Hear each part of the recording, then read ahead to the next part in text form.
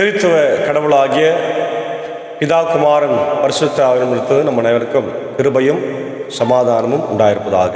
ஆமேன். இந்த காலை நேர இறை தியானத்தை நாம் ஆரம்பிக்கலாம். முதல் ஆரம்பம் பிதா குமாரன் பரிசுத்த ஆவியின் நாமத்தில் உள்ளது.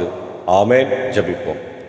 நேற்றும் இன்றும் என்றும் மாறாதவரும் என்றென்றும் வாழ்ந்திருக்கிறோமாகிய எங்கள் பிதா குமாரன் பரிசுத்த ஆவியாகிய திரியேக கடவுளை, இந்த மனமகிழ்ச்சியும் ஆசீர்வாதம் நிறைந்த காலை வேளைக்காய் ஆண்டவரை நன்றி சொல்லுகிறோம். கடந்து போன இரவு முழுதும் கிருபை எங்களை காத்து வழி நடத்தினீர். ஜீவனை தந்திருக்கிறீர், சுகத்தை தந்திருக்கிறீர். நன்றி ஆண்டவர். இந்த நாளின் இறை செய்தி, பாடல் வேலை, ஜெப வேலை ஆசீர்வாதம் நீர் பேசு ராஜா நாங்கள் கேட்கின்றோம். ஆண்டவரே, அடியேனையும் அன்பர் சாரியும் சாக்கு சாரியும் நீர் எடுத்து பயன்படுத்தும். இதை கேட்டு ஆண்டவரே பயன்பெறுகிற எல்லா மக்களுடைய வாழ்க்கையில் உன்னுடைய இறை வார்த்தையினுடைய ஆசீர்வாதம் the word of God ministry சார்பாக வாழ்க்கை மாறும்படியாய் நான் ஜெபிக்கிறேன். கர்த்தர் பெரியவன் பெரிய காரியங்களை செய்யும். இயேசுவின் மூலம் ஜெபிக்கிறோம் நல்ல பிதாவே. ஆமேன். காலை வேளையிலே ஆண்டவர் நாமத்தை நாம் துதித்து பாட 362வது பாடலாகிய தருணமே பரமசரீரி என்னை தாங்கி அருள் கருணை வாரி என்ற பாடலை சாரோடு இணைந்து நாம் பாடுவோம். 362வது பாடல்.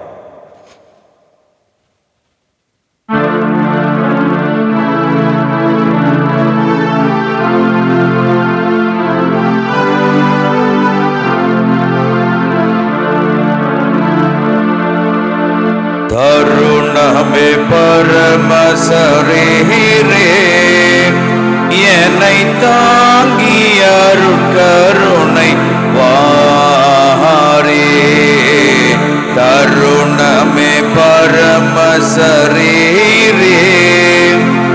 என்னை தாங்கி அருட்கருணை வாரே. ஓரிமையடியர் அனுசாரி,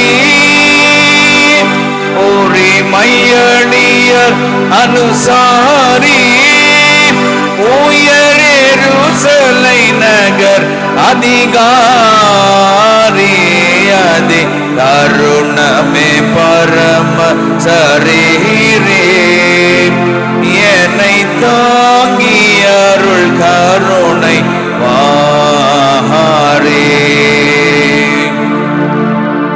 வரரடி தொழும் வேகு மகானி, பரன் மகிமை ஒளிர் தேவசமானி. வரரடி தொழும் வேகு மகானி, பரன் மகிமை ஒளிர் தேவசமானி. நரர் பீணை ஒரு நீரதானி, நரர் பீணை ஒரு நீரதானி. இயேசு நாயகன் என தேஜமானி. அதி தருணமே பரமசரீரே என்னை தாங்கி அருள் கருணை வாரே.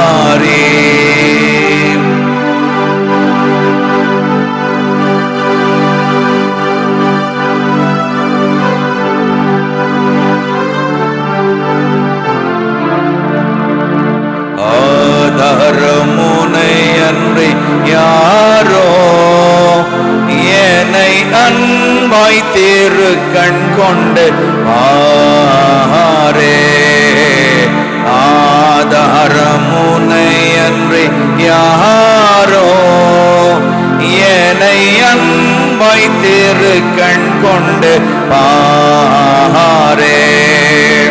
பாதார விந்தம் கதி சேரே, பாதார விந்தம் கதி சேரே. இஸ்ரேல் பார்த்திபன் தாவீது வம்சவேரே. அதி தருணமே பரமசரீரே என்னை தாங்கி அருள் கருணை வாரே.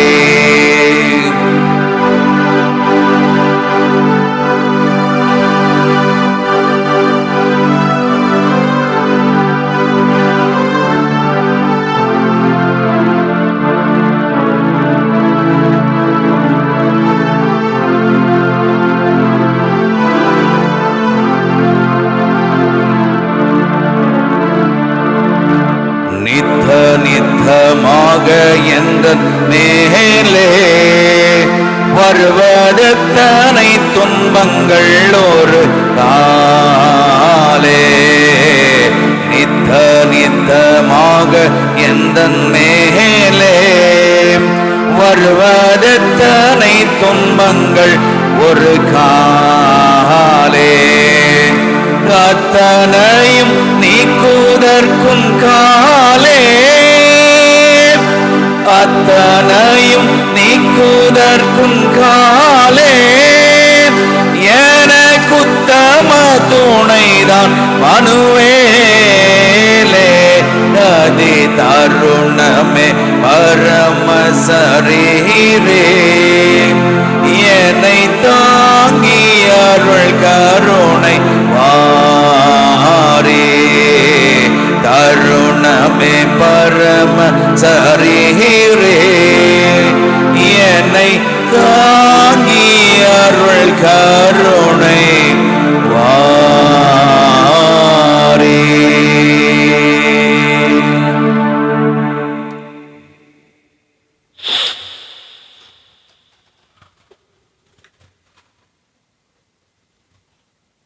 திரித்துவ கடவுளாகிய பிதா குமாரன் பரிசுத்த ஆவியாகிய கடவுளிடத்திலிருந்து நம் அனைவருக்கும் கிருபையும் சமாதானமும் உண்டாயிருப்பதாக. ஆமேன். அன்பான தேவ பிள்ளைகளே, இந்த காலை நேரத்தில் நாம் வாசித்து தியானியும்படியாய் நாம் தெரிந்து கொண்ட கடவுளுடைய வார்த்தை அது தொடக்க நூல் ஆதியாகமம் 12ஆம் அதிகாரம் 1 முதல் 9 வசனங்கள் வரையில் இருக்கின்ற பகுதி. இந்த ஆதியாகம புத்தகம் படைப்பின் எல்லா காரியங்களை பற்றியும் நமக்கு எடுத்துரைக்கிறதை நம்ம பார்க்க முடிகிறது. இதில் தான் எல்லா தொடக்கமும் இதில் இருக்கிறது. மனிதனுடைய படைப்பு, இயற்கையின் படைப்பு, உலக தோற்றம், சூரியன், சந்திரன், நிலா, தண்ணீர் எல்லாவற்றையும் ஆண்டவர் படைக்கிறார். திருவிவிலியத்திலே முதற்கண் இடம்பெறும் இந்நூல் இஸ்ராயேல் மக்களின் வரலாற்றை மனித இனத்தின் தோற்றத்துடன் இணைத்து காட்டுகிறது. இஸ்ரவேலின் வரலாறையும் மனித இனத்தையும் இணைத்து காட்டுகின்றது. இவ்வுலகம் மனிதனும் உருவானதற்கு முதல் காரணம் இறைவனே. கடவுள் மனிதனுடன் கொண்டுள்ள உறவு படைப்பிலிருந்தே தொடங்குகின்றது. ஆனால் மனிதன் பாவத்தின் மூலம் இவ்வுறவை முறித்து துன்பத்திற்கும் சாவுக்கும் தன்னை உள்ளாக்கி கொள்ளுகிறார். ஆயினும் கடவுள் மனிதன் மேல் தொடர்ந்து கனிவு காட்டுகிறார் என்று இந்த நூலில் நம்ம பார்க்கின்றோம். அனைத்து மானிடரையும் மீட்குமாறு கடவுள் ஆபிரகாமை தேர்ந்தெடுத்தார். அவர் தம் வழிமரபினர் வரலாற்றிலே தாமே செயல்பட்டு மீட்பு பணியை தொடர்ந்து ஆற்றுகிறார் என்பதை இந்த நூல் மிக அழகாய் விரித்து உரைக்கிறது. ஆபிரகாம், ஈசாக்கு, யாக்கோபுக்கு தாம் அளித்த வாக்குறுதியை இறைவன் நிறைவேற்றுவார் என்று இறை நம்பிக்கையுடன் இந்த நூல் அருமையாக முற்று பெறுகிறதை நம்ம பார்க்கிறோம். இதில் இருக்கிற மிக முக்கியமான செய்தியில் நம்ம பார்த்தோம்னா, உலகையும் மனித இனத்தையும் கடவுள் படைக்கின்றது. மனிதனின் வீழ்ச்சி, துன்பத்தின் தொடக்கம், ஆதாம் முதல் நோவா வரை, நோவாவும் வெள்ளப்பெருக்கும், பாபேல் கோபுரம், சேம் முதல் ஆபிரகாம் வரை, மூதாதையர்களாகிய ஆபிரகாம், ஈசாக்கு, யாக்கோபுடைய வாழ்க்கை வரலாறு, ஏசாவின் வாழ்க்கை வரலாறு, அவருடைய வழிமரபினரும், யோசேப்புடைய சகோதரருடைய வாழ்க்கை வரலாறு, இஸ்ரேல் நாட்டில் இஸ்ரேலர்கள் எகிப்து நாட்டில் குடியேறுதல் என்ற அழகான வரலாறு நிகழ்வு நகர்ந்து கொண்டிருக்கிறத நம்ம பார்க்கிறோம். அன்பான தேவ பிள்ளைகளே, கடவுள் ஆதாம் ஏவாளை படைத்து அவர்களுக்கு 2 குழந்தைகளை கொடுத்தார். உலக அறிந்த உண்மை. காயின் ஆபேலை கொலை செய்த பிறகு அவருக்கு பதிலாக இன்னொரு மகனை அவர் கொடுக்கிறார். அவர் வழியாக அநேக ஆசீர்வாதம் ஆபிரகாமும் வழிமரபினரும் பெற்றுக்கொள்கிறார்கள். ஆபிரகாமுடைய வழிமரபினர் தான் அந்த மகனாக நம்ம இருக்கிறத நம்ம பார்க்கிறோம். தேராகின் வழிமரபினர், தேராகிலிருந்து வந்தவர் ஆபிரகாம். பாருங்க, 27ஆம் வசனம் 11ஆம் அதிகாரத்தில், தொடக்க நூல் 11ஆம் அதிகாரத்தில் நம்ம பார்க்கிறோம். தேராகின் தலைமுறைகள் இவையே. தேராகிற்கு ஆபிரகாம், நாகோர், ஆரோன் ஆகியோர் பிறந்தார்கள். தேராகுக்கு ஆபிரகாம், நாகோர், ஆரான் 3 பேர் பிள்ளைகள் பிறக்கிறாங்க. ஆரோன் தான் பிறந்த நாட்டில் ஊர் என்ற கல்தேயர் நகரில் தன் தந்தை தேராகருக்கு முன்பு இறந்து போனான். ஆபிராமும் நாகோரும் பெண் கொண்டார்கள். ஆபிராமின் மனைவி பெயர் சாராய், நாகோரின் மனைவி பெயர் மில்கா.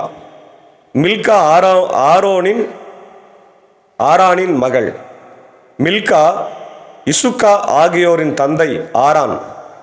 சாராய் குழந்தை பேர் இல்லாமல் மலடியாய் இருந்தாள். இதுதான் ஆபிரகாமுடைய தொடக்க வரலாறாக நம்ம பார்க்கிறோம்.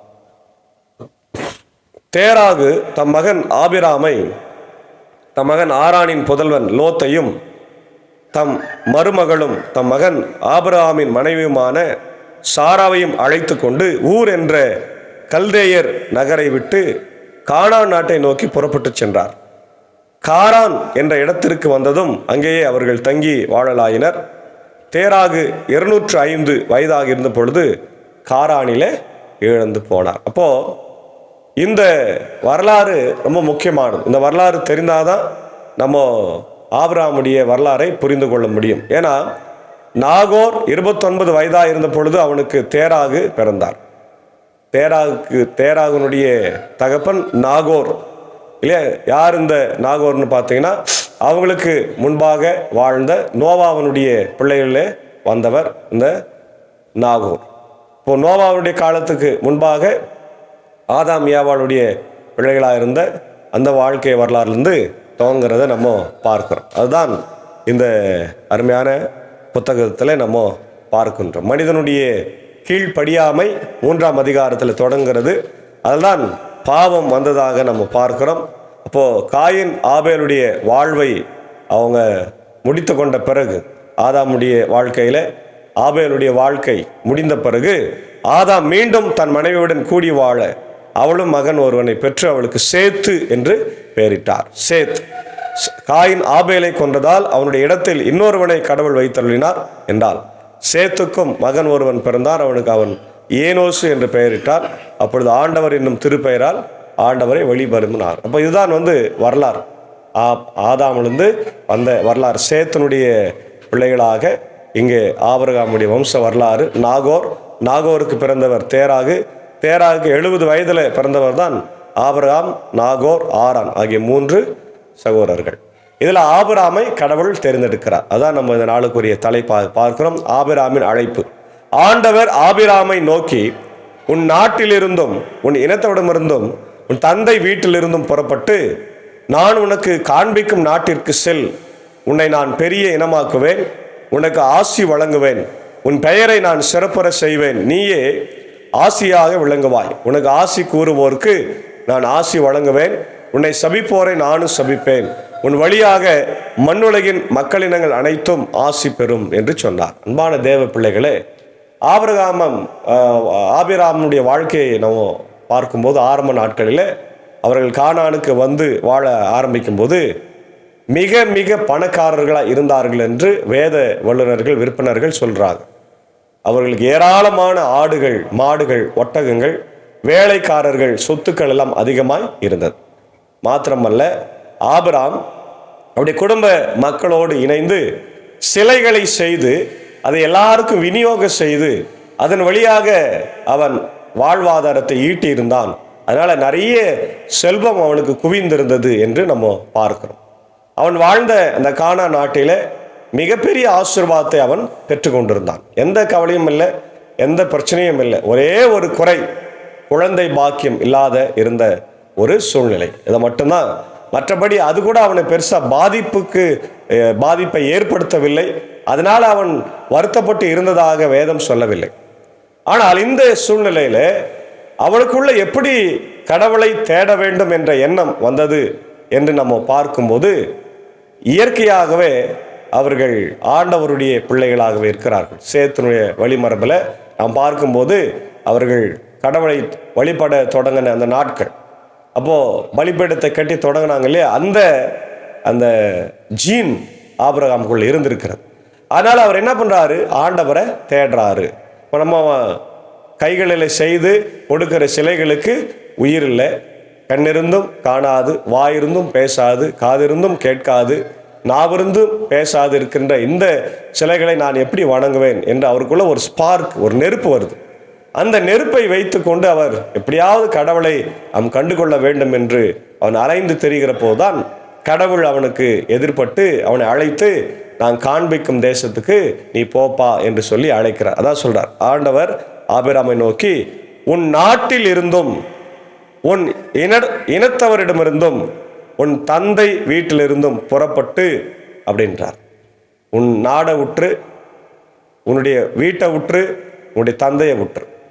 இப்போ ஒரு மனிதனுக்கு மிக மிக முக்கியமான ஒரு அடையாளமாக இருப்பது இதுதான்.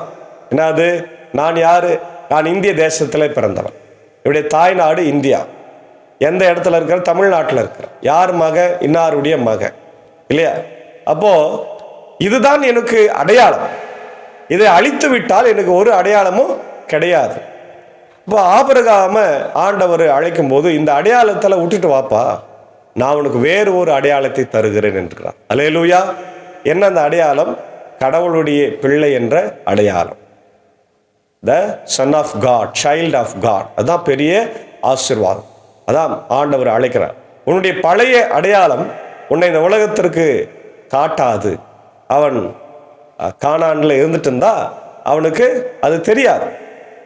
உலகம் ஆபிரகாமை அறிந்திருக்காது. ஆனால் கடவுள் அவனை அழைத்த போது அவன் தன் அடையாளத்தை விட்டு விட்டான். பணக்காரன், பணத்தை விட்டு விட்டான், குடும்பத்தை விட்டான், அப்பா அம்மாவை விட்டுட்டான், எல்லாரையும் விட்டுட்டு அவன் புறப்பட ஆயத்தமாயிருந்தான். இதுதான் ஆபிரகாமுடைய பெரிய விசுவாசனால் தான். அதனால்தான் அவரை நம்ம என்னன்னு சொல்றோம்? விசுவாசிகளின் தகப்பன் என்று நம்ம பார்க்கிறோம். அப்ப ஆண்டவர் சொல்றார், நான் காண்பிக்கும், நீ புறப்பட்டு நான் உனக்கு காண்பிக்கும் நாட்டிற்கு செல், நான் காண்பிக்கும் நாட்டிற்கு செல் என்கின்றார். நான் உன்னை பெரிய இனமாக்குவேன். என்ன சொல்றாரு? பெரிய இனமாக்குவேன். எப்போ? குழந்தை இல்லாத ஒரு சமயத்துல அவருக்கு சொல்றார். அதான் ஆண்டவர், உன் பெயரை சிறப்புற செய்வேன். பெயரை அதான் சொல்றார், உன் அடையாளத்தை மாத்தி ஆபிரகாம்னா பெரிய ஆசீர்வாதமாக நான் மாத்துவேன் அப்படின்றார். நீயே ஆசியாக விளங்குவாய், நீயே ஆசீர்வாதமா இருப்ப. ஏன்னா கடவுள் ஆபிரகாமின் வழியாக இந்த உலகத்தை ஆசீர்வதிக்க நினைத்தார். Hallelujah. Abraham is the channel for this world, God who is blessing. கடவுள் இந்த உலகத்தை ஆசீர்வதிப்பதற்காக ஆபிரகாமை தெரிந்தெடுத்தார். ஆபிரகாம் ஒரு வாய்க்காலாக மாறினார். இப்போ எப்படி பம்ப் செட் ஆன் பண்ணும்போது பம்ப் செட்லேருந்து தண்ணி தொட்டிக்கு வந்து, தொட்டிலிருந்து கால்வாய் வழியாக அது தோட்டத்திற்கு போகும். அதுபோல கால்வாய் இல்லைன்னா அந்த தண்ணி எங்கே போகாது? தோட்டத்துக்கு போகாது. அதுபோல ஆபிரகாம் இஸ்ரவேல் தேசத்தையும் உலகத்தையும் ஆசீர்வதிப்பதற்கு ஒரு கால்வாயாக இருந்திருக்கிறார். அல்லேலூயா. அதுதான் இந்த நாளிலே நம்ம பார்க்கின்றோம். நீயே ஆசியாக இருப்பாய், ஆசி நான் உனக்கு கூறுவேன் என்று சொன்னார். உன்னை சபிப்போரை நானும் சபிப்பேன், உன் வழியாக மண்ணுலகின் மக்களினங்கள் அனைத்தும் ஆசி பெறும். அதாவது உன்னை திட்டுறவனை திட்டுவேன், உன்னை ஆசீர்வதிக்கணும் ஆசீர்வதிப்பேன். இந்த மண்ணுலகம் எல்லாம் உன்னால ஆசீர்வதிக்கப்படும். அல்லேலூயா. இதுதான் ஆண்டவர் ஆபிரகாமுக்கு கொடுக்கிறது கிரேட்டஸ்ட் ப்ராமிஸ், இல்லையா? ஒரு அருமையான ஒரு வாக்குறுதியை ஆண்டவர் கொடுக்கிறார். அப்போ ஆபிரகாம் என்ன பண்ணாரு? அதற்கு he obeyed the word of God. கடவுளுடைய வார்த்தைக்கு கீழ்ப்படிந்து தன்னுடைய தந்தையை, தன்னுடைய சொந்த வீட்டை, தன்னுடைய சொத்துக்களை, தன்னுடைய ஆடு மாடு வேலைக்காரி எல்லாரும் விட்டுட்டு தன் மனைவியோடு மாத்திரம் சாரையோடு இணைந்து அவன் புறப்பட ஆயத்தமானான். அப்போ கடவுளுக்கு கீழ்ப்படிதல் என்பது மிகப்பெரிய ஆசீர்வாதத்தை கொண்டு வரும் என்பதில் எந்த சந்தேகமும் இல்லை. அதனால ஆபிரகாமுடைய வாழ்க்கையில அவன் போகிற இடமெல்லாம் ஆண்டவர் அவனுக்கு பாதுகாப்பாக இருந்து அவனை வழிநடத்தினார். ஏற்ற வேளையிலே அவன் ஆசீர்வாதமாக ஈசாக்கை பெற்றெடுத்தார் என்பதை நம்ம பார்க்கிறோம். அப்புறம் ஆண்டவர் ஆபிரகாமுக்கு கூறியபடியே அவர் புறப்பட்டு சென்றார். அவருடன் லோத்தும் சென்றார். ஆபிராம் ஆரானை விட்டு சென்ற பொழுது அவருக்கு வயது 75. அப்போ அவரு அந்த ஊர் என்கின்ற கல்தேய தேசத்துக்கு பக்கத்துல இருக்கிறாரு, காரான் என்ற இடத்துல. அங்கிருந்து அவர் புறப்பட்டு செல்லும் போது வயது 75 வயதுல தான் அவர் சொல்றாரு, நான் உனக்கு சந்ததியை தருவேன்னு சொல்றார். அப்புறம் ஆபிராம் தன் மனைவி சாராயும் தன் சகோதரன் லோத்தையும் உடன் அழைத்து சென்றார். அவர்கள் ஆரானில் சேர்ந்து செல்வத்துடனும் வைத்திருந்த ஆட்களுடன் கானான் நாட்டிற்கு புறப்பட்டு சென்று அந்நாட்டை சென்றடைந்தார்கள். கானான் நாட்டுக்கு போறாங்க. அங்க போய் ஆபிரகாம் நாட்டில் நுழைந்து சேக்கேமில் இருந்த மோரேயின் கருவாளி மரத்தை அடைந்தார். அப்பொழுது கானானியர் நாட்டில் வாழ்ந்து வந்தார்கள். கானானியர் அந்த இடத்துல இருக்கிறாங்க. ஆனாலும் ஆபிரகாம் போறார். ஆண்டவர் ஆபிரகாமுக்கு தோன்றி, உன் வழி மரபினருக்கு இந்நாட்டை கொடுப்பேன் என்றார். ஆகவே தமக்கு தோன்றிய ஆண்டவருக்கு அங்கே அவர் ஒரு பலிபீடத்தை எழுப்பினார். இப்ப இதுவரையில் ஆபிராம் அப்படின்ற ஒரு பெயர் இங்க என்னவா மாறுதுன்னா ஆபிரகாம் அப்படின்ற ஒரு பெயரா மாறும். ஆபிராம்ன்றது வெறும் ஒரு பேர் தான். ஆபிரகாம் என்பது ஒரு அடையாளமாக மாறுகிறது. The father of the nations, father of the people, இல்லையா? த பிளஸட் ஒன் அப்படின்ற ஒரு பெரிய அர்த்தம் உள்ள ஒரு பேராக மாறுகிறதை நம்ம பார்க்கிறோம். அதனால்தான் நம்ம கூட ஏசு ஆண்டவர்கிட்ட வந்து ஞானஸ்நானம் பெறும்போது ஏன் நம்ம பேரை மாத்துறோம்னா, நம்ம அடையாளம் மாறப்போகுது. நான் மீட்கப்பட்டவனா இருக்கிறேன், நான் சிலுவையில அறை உண்டு எனக்காக ரத்தம் சிந்தி என்னை மீட்ட இயேசுவின் பெயரை நான் தாங்கிக் கொள்ளுகிறேன், அவருடைய ஆசீர்வாதத்தை தாங்குறேன். பழைய பேரும் பழைய அடையாளமோ எனக்கு வேண்டாம். நான் புதிய மனிதனாய் படைக்கப்படுகிறேன். கிறிஸ்துவனுடைய பாடு மரணம் உயிர்த்தெழுதல் வழியாக கடவுள் எனக்கு ஆசிகளை தருகிறார். அப்போ பெயர் மாற்றப்படுகிறது, அடையாளம் மாற்றப்படுகிறது, இல்லையா? ஆபிரகாம் என்ற அந்த பெயர் அவர்களுக்கு மாறும். அங்கே அவர் ஒரு பலிபீடத்தை எழுப்பினார். அவர்கள் அங்கே புறப்பட்டு பெத்தேலுக்கு கிழக்கே இருந்த மலைப்பக்கம் சென்று பெத்தேலுக்கு மேற்கே ஆயுக்கு கிழக்கே கூடாரம் அமைத்து குடியிருந்தார். அங்கே ஆண்டவருக்கு அவர் ஒரு பலிபீடத்தை எழுப்பினார். ஆண்டவரது திருப்பெயரை தொழுதார். வார் ஆபிரகாம் படிப்படியாக நெகேபு நோக்கி பயணம் செய்தார். அன்பான தேவ பிள்ளைகளே, வாழ்க்கை என்பது ஒரு பயணம். நம்ம கூட பிறக்கிறோம், பிறந்ததுலேருந்து ஒரே இடத்துல நிற்கிறதில்ல. ஒவ்வொரு வருஷமும் வயது ஏறினே போகுது. ஒவ்வொரு வருஷமும் நம்ம ஆண்டவரை நோக்கி நம்ம பயணம் செய்து கொண்டு வாழ்வை நோக்கி பயணம் செய்யும். அதுபோல் ஆபிரகாமும் தன் வாழ்க்கையில் பயணங்களை மேற்கொண்டார். அவர் புறப்பட்டு வந்ததினாலேயே அவர் ஆசீர்வாதத்தை பெற்றார் என்று பார்க்கணும். நம்ம கூட ஆண்டவருடைய சத்தத்திற்கு கீழ்ப்படிந்து அவருடைய ஆசீர்வாதங்களை பெற்றுக்கொண்டு நம்ம எல்லாரும் மற்றவங்களுக்கு நம்ம என்ன பண்ணோம், ஆசீர்வாதமாக ஒரு சேனலாக ஆண்டவர் நம்மளை பயன்படுத்துகிறார். நம்ம குடும்பத்தில், நம்முடைய திருச்சபையில், நம்ம வாழ்கின்ற பகுதிகளிலே, இல்லையா, நம்மளை கொண்டு ஆண்டவர் மற்றவங்களை ஆசீர்வதிக்கணும். அதற்கு நம்ம ஒரு சேனலாக இருக்கணும், அதுக்கு நம்ம ஒரு சாட்சியாக இருக்கணும், இல்லையா? அப்படி நம்ம வாழ்ந்தோம்னா நிச்சயமாக அநேக மக்களை நம்ம ஆண்டவரிடத்துல கொண்டு வந்து சேர்க்க முடியும். அன்பான தேவ பிள்ளைகளே, அன்பான சகோதர சகோதரிகளே, ஆண்டவருடைய பிள்ளைகளே, இந்த வார்த்தைகளை நீங்கள் கேளுங்க. கர்த்தர் நிச்சயமாக நம்மளை அநேக மக்களுக்கு ஆசீர்வாதமாக வைப்பார். நீங்களும் அநேக மக்களுக்கு ஆண்டவருடைய சுவிசேஷத்தை சொல்லுவீங்க என்று சொல்லி ஆண்டவர் இந்த அருமையான வாழ்த்தின் வழியாக நம்மை ஆசீர்வதித்து காப்பாராக. ஆமேன். ஜெபிப்போம். நேற்றும் இன்றும் என்றும் மாறாதவரும் என்றென்று வாழ்ந்திருக்கிற மாங்கள் அன்புள்ள ஆண்டவரே, இந்த மன மகிழ்ச்சியான காலை வேளைக்காய் மீண்டும் நன்றி சொல்லுகிறோம். ஆண்டவரே, ஆபிராமை அழைத்து ஆபிரகாம் என்ற ஆண்டவர் அடையாளத்தை கொடுத்தவர். பழைய அடையாளம், ஒருவேளை அவன் பணக்காரன செல்வந்தனா இருந்தான், ஆனால் கடவுளுடைய பிள்ளை என்ற ஆசீர்வாதத்தை கொடுத்து ஆபிரகாம் வழியாக ஆண்டவரை அவருடைய வழி மரபினரையும் இஸ்ரவேல் மக்களையும் உலகத்தையும் ஆசீர்வதிக்க நீ சித்தம் கொண்டதற்காக ஸ்தோத்திரம். நாங்களும் கூட இந்த உலகத்தில் அநேக மக்களுக்கு ஆசீர்வாதமாக ஒரு சேனலாக மாற வாழ்க்கை மாற்றப்பட வேண்டும் என்று நான் ஜெபிக்கிறோம். இதை கேட்டுக்கொண்டிருக்கிற அகில உலகத்தில் இருக்கிற எல்லா மக்களையும் ஆசீர்வதிங்க. தமிழ் மக்கள், தமிழ் கிறிஸ்தவர்கள், இயேசு கிறிஸ்துவை அறியாத மக்கள் இதை காணுகிற போது எல்லாரையும் கூட நீங்கள் தேவ ஆசீர்வதிங்க. வியாதிகள், பலவீனங்கள், துன்பங்கள், துயரங்கள் எல்லாம் மாற்றுங்க. குழந்தை பாக்கியத்தை தாருங்க. ஆபிரகாமுக்கு குழந்தை பாக்கியம் இல்லாத போது என் தேவன் நீர் தந்தீர், வாழ்வை ஆசீர்வதித்தார். அதுபோல ஆண்டவர் இன்னைக்கு யாரெல்லாம் இந்த செய்தியை கேட்கிறார்களோ அவர்களுக்கு எல்லாருக்கும் என் தேவன் குழந்தை பாக்கியத்தை கொடுக்க வேண்டும் என்று நான் ஜெபிக்கிறோம். ஆண்டவர் இன்னைக்கு அது ஒரு பெரிய பிரச்சனையாக ஆண்டவர் உலகத்தில் இருக்கிறதை நாங்கள் பார்க்கிறோம். ஏற்ற வேளையிலே எல்லா தம்பதிகளுக்கும் குழந்தையை கொடுத்து அவர்கள் வாழ்வு செழிக்கும்படியா என் தேவன் கிருபை தார். இந்த காலை நேரத்தில் இந்த இறை வார்த்தை கேட்டுக்கொண்டிருக்கிற அகில உலகத்தில் இருக்கிற மக்கள், இந்தியாவில் இருக்கிற மக்கள், என்னுடைய தமிழ்நாட்டு மக்கள், ஐஎல்சி மக்கள் எல்லாரையும் கர்த்தர் ஆசீர்வதிக்க வேண்டுமா ஜெபிக்கிறோம். குறிப்பாக இந்த ஊழியத்தில் இருக்கிற அன்பர் சாரியம், ஏஜாக்காவி, அன்பான பிள்ளைகள், மார்த்தால் மரியாளியும் ஆசீர்வதிங்க, வழிநடத்துங்க, தேவையை சந்திங்க. ஆண்டவர் வெயிலின் உஷ்ணம் அதிகமாக இருக்கிறது, அதிலிருந்து எங்களை காத்தரலுங்க. இப்படி அன்பான சாக்கோ சாருக்காக, டீச்சருக்காக, இப்படி பணிகள் பயணங்களுக்காக ஜபிக்கிறோம். கர்த்தர் ஆசீர்வதிங்க. ஆண்டவர் அடியேனும் ஆண்டவரே இந்த அருமையான போதக வட்டமாக பாபனப்பள்ளி போதக வட்டத்தில் கிராம பகுதிகளில் எளிய மக்களுக்கு ஊழியம் செய்கிற போது உங்களுடைய ஆசீர்வாதம் அடியனோடு தங்கியிருக்கிடம். குறிப்பாக ஆண்டவர் பாபனப்பள்ளி திருச்சபை கட்டுவதற்கு பண உதவிகளை தார். பின்னோர் வடகர மேல் சிறந்த திருச்சபைகளை கூட என் தேவன் ஆசீர்வதிக்க வேண்டும் என்று கெஞ்சம் என்றார்.